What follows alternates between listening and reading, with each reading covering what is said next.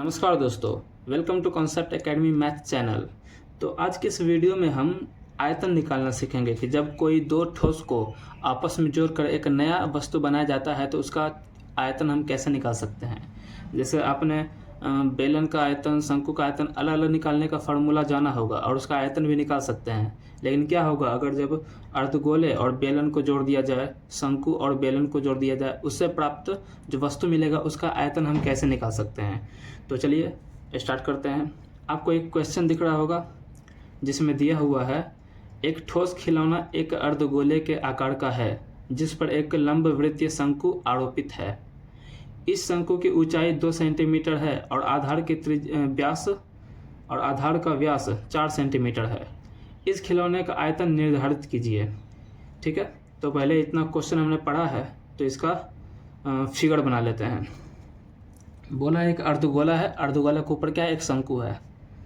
तो सबसे पहले हम क्या करते हैं, अर्धगोला बनाते हैं।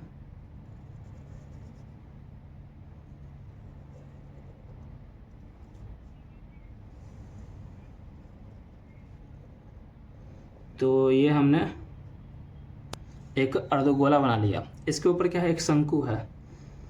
तो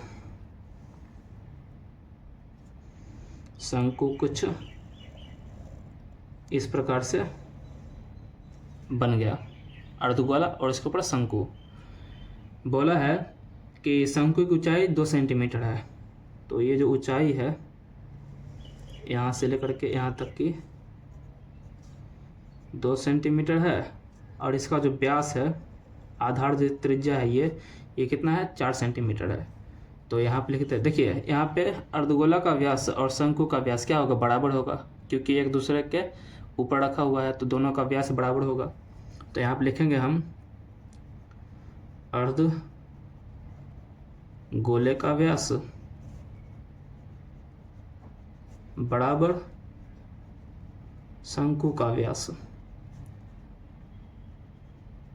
व्यास मतलब क्या है, स्मॉल डी, डायमीटर कितना है, 4 सेंटीमीटर।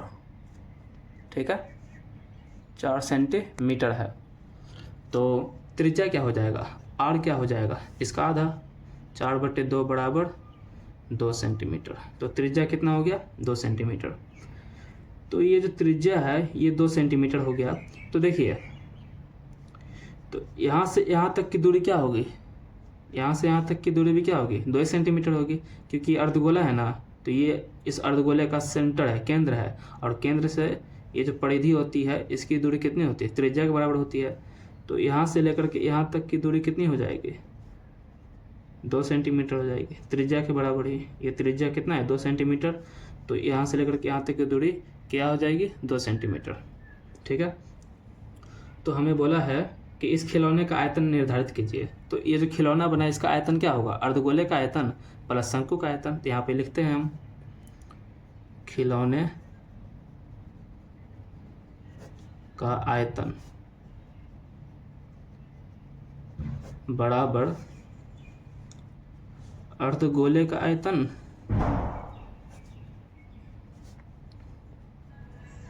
प्लस शंकु का आयतन।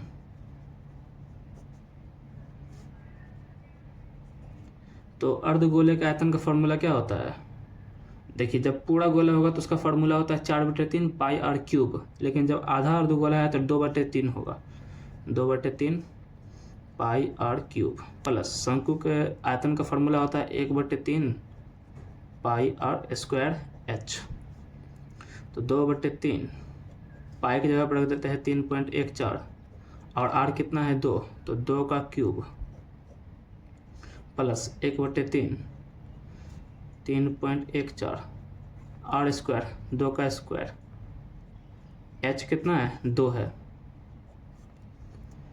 तो इसमें से कॉमन क्या आ रहा है वो कॉमन ले लेते हैं। देखिए 3.14, 2 का क्यूब, यहाँ भी देखिए 2 का स्क्वायर है, 2 है, 2 का क्यूब आ जाएगा कॉमन। तो 3.14 और 2 का क्यूब कितना होता है, 8 होता है, और नीचे 3 भी है, 2/3 1/3। तो नीचे 1/3 को कॉमन ले तो अंदर वो क्या बचेगा हमारे पास, 2 + 1, 2 1 क्या हो जाएगा, 3 हो जाएगा, 3 से 3 चला जाएगा। अब इसको गुना करते हैं तो 8 16 24 32, 32 का 2 हाथ में 3, 8 9 10 11, 11 के 1 हाथ में 1, 24 1 25, तो 25.12 सेंटीमीटर क्यूब। तो खिलौने का आयतन क्या आ गया? 25.12 सेंटीमीटर क्यूब। खिलौने का आयतन। लेकिन यहीं पे आंसर अभी ख़त्म नहीं हुआ है, यहाँ पर अभी हमें अब कुछ और भी निकालना है। आगे क्वेश्चन पढ़ते हैं।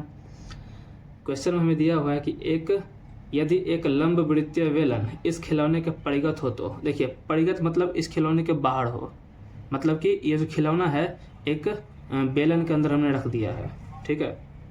तो बेलन और खिलौने के आयतनों का अंतर निकालिए। देखिए इसके बाहर एक बेलन है, इसके बाहर हम एक बेलन बना देते हैं।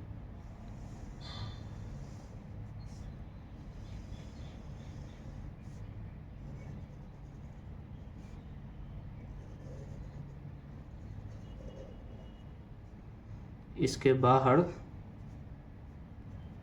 हमने एक बेलन बना दिया, तो इस बेलन का भी त्रिज्या क्या हो जाएगा? 2 ही होगा, ठीक है। बेलन का भी त्रिज्या कितना हो जाएगा? 2 सेंटीमीटर ही होगा।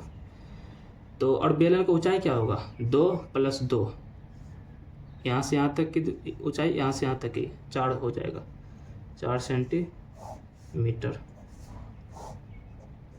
तो क्या करते हैं हम? इस बेलन का आयतन निकालते हैं। बेलन का आयतन, बेलन का आयतन का फॉर्मूला क्या होता है? πr²h, πr²h, पाई 3.14 ले लेते हैं, r², 2 का स्क्वायर, h 4, 3.14, 2 का स्क्वायर 4 गुने 4, 3.14, 4 चौके 16, ठीक है। अच्छा ठीक है, देखिए अब इसको गुना कर देते हैं 3.14 को 16 से, तो 16 चौके 64, 64 का 4 हाथ में 6, 16 एकम 16, 16 6 कितना हो जाएगा? 22, तो 22 का 2 हाथ में 2, 16 बचे 48, 49 50, 50.24 सेंटीमीटर क्यूब आ गया क्या? बेलन का आयतन। और हमें बोला है कि खिलौने का आयतन और बेलन का आयतन का अंतर बताइए। तो यहाँ पर हम लिखेंगे बेलन और खिलौने के आयतनों का अंतर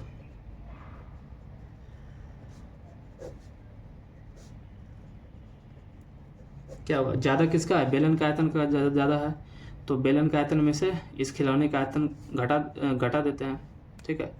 तो 50.24 माइनस 25.12 सेंटीमीटर क्यूब में आएगा। देखिए ये 25.12 का दुगना है ये, तो घटाएंगे तो क्या आ जाएगा? 25.12 सेंटीमीटर क्यूब।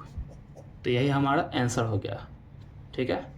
तो मिलते हैं नेक्स्ट वीडियो में, तब तक के लिए बाय बाय।